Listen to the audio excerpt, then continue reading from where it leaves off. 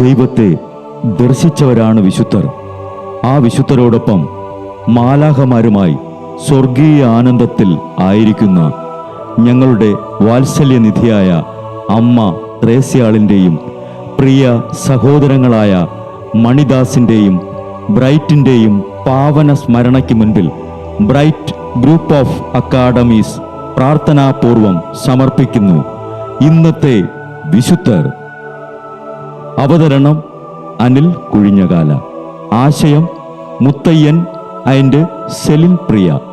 സംവിധാനം സ്റ്റെനി ആൻഡ് സ്റ്റെനിച്ച്. ഇന്നേ ദിവസം തിരുസഭ മാതൃകയായി നൽകിയ വിശുദ്ധരെ അനുകരിച്ച് പ്രാർത്ഥനയോടെ ആ പാത പിന്തുടരുന്ന നിങ്ങൾക്കേവർക്കും കർത്താവിൻ്റെ തിരുമുഖം ദർശിക്കാൻ കഴിയട്ടെ എന്ന പ്രാർത്ഥനയോടെ ഞാൻ നിങ്ങളുടെ സ്വന്തം ജസ്റ്റിൻ.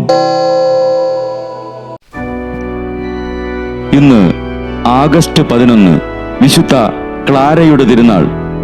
അസീസിയിലെ ഒരു കുലീന യോദ്ധാവായ ഫവേരി നോഷിഫോയുടെ 3 പെൺമക്കളാണ് ക്ലാരയും ആഗ്നസും ബയാട്രിസും. 1193 ക്ലാര ജനിച്ചത്. ക്ലാരയ്ക്ക് 15 വയസ്സുള്ളപ്പോൾ മുതൽ വിവാഹ ആലോചനകൾ ആരംഭിച്ചു.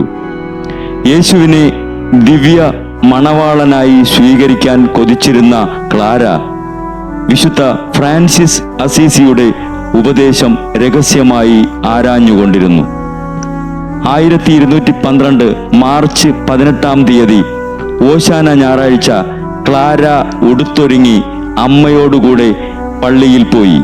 എല്ലാവരും അൾത്താരയുടെ അടുക്കൽ പോയി കുരുത്തോല വാങ്ങി. ക്ലാര നാണിച്ച് മുന്നോട്ട് പോയില്ല. മെത്രാനച്ചൻ ഇറങ്ങിച്ചെന്ന് ക്ലാരയ്ക്ക് കുരുത്തോല നൽകി. അന്ന് വൈകുന്നേരം പേർഷ്യങ്കുല ദേവാലയത്തിൽ ഒളിച്ചു ചെന്ന് ഒരു തിരി കത്തിച്ചു പിടിച്ച് പരിശുദ്ധാത്മാവേ വരിക എന്ന ഗാനം പാടി അവൾ വിശേഷ വസ്ത്രങ്ങൾ ഊരിവച്ചു. പ്രായച്ചിത്ത വസ്ത്രങ്ങൾ അണിഞ്ഞ് വിശുദ്ധ ഫ്രാൻസിസ് അവളുടെ തലമുടി വെട്ടിമാറ്റി. ഒരു ചരട് അരയിൽ കെട്ടി അവൾ ബെനഡിക്റ്റൻ മഠത്തിൽ താമസിച്ചു. നാട്ടുകാരും വീട്ടുകാരും അവളെ ബലമായി കൊണ്ടുപോകാൻ ശ്രമിച്ചപ്പോൾ തലമുടി വെട്ടിയത് കാണിച്ചതും അവർ സ്ഥലം വിട്ടു. 2 ആഴ്ച കഴിഞ്ഞ് സഹോദരി ആഗ്നസും ക്ലാരയോടുകൂടെ ചേർന്നു. 28 വർഷത്തോളം രോഗിണിയായി കിടന്നിരുന്ന ക്ലാര ഭക്ഷണമായി വിശുദ്ധ കുർബാന മാത്രം സ്വീകരിച്ചിരുന്നു. 27 വർഷം മുൻപ് ഫ്രാൻസിസ് അസീസിയുടെ മരണനേരത്ത് വായിച്ചതുപോലെ വിശുദ്ധ യോഹന്നാൻ എഴുതിയ നമ്മുടെ കർത്താവിൻ്റെ പീഡാനുഭവ ചരിത്രം 3 സന്യാസിമാർ വായിച്ചു. തത്സമയം കുമാരി ദാരിദ്ര്യത്തിൻ്റെ മൂർത്തീകരണം തന്നെയായ വിശുദ്ധ ഫ്രാൻസിസിന്റെ ചെറുപുഷ്പം 59 വയസ്സിൽ അടർന്നു വീണു. 1958 പിയൂസ് 12 പാപ്പ അവളെ ടെലിവിഷന്റെ മധ്യസ്ഥയായി പ്രഖ്യാപിച്ചു. വിശുദ്ധ കന്യകയായ ക്ലാരെ, ഞങ്ങൾക്കും ലോകം മുഴുവനും വേണ്ടി പ്രാർത്ഥിക്കണമേ.